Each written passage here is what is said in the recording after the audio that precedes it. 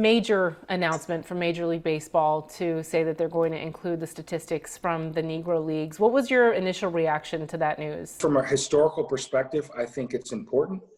I think it gives, I guess, this generation's fans something to look at as far as stats and everything. You know, if I may speak for the players of the past and my grandfather, because I was kind of around quite a few of them growing up, you know, they didn't need this to be elevated because they knew they were a major league. It's not about validating their talent, but for historical merit, it is about validating what this league represented both on and off the field and how important and impactful that it was. When I learned about this, I was excited, particularly after I discovered that Major League Baseball was really going to address this and really right a long overdue wrong with this formal recognition of the Negro Leagues as just what it was, a major league. It's probably, or it is, long overdue, but it seems to be at least a step in the right direction.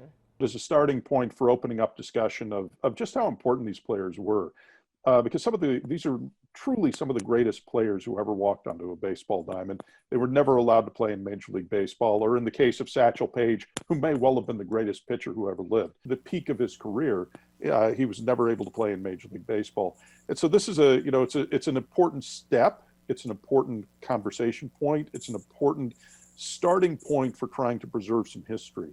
But it really is only a starting point. When you think about your grandfather and Sam Hairston and the experience that he went through at that time, and he did play in the major leagues also, what was that like for him? He never was a bitter man. You know, he didn't have the opportunities, even though he did sign with the Chicago White Sox, he wasn't really given a fair shake. I mean, he was dominating AAA ball. He did get a cup of coffee in the big leagues, but he should have gotten that run in the big leagues.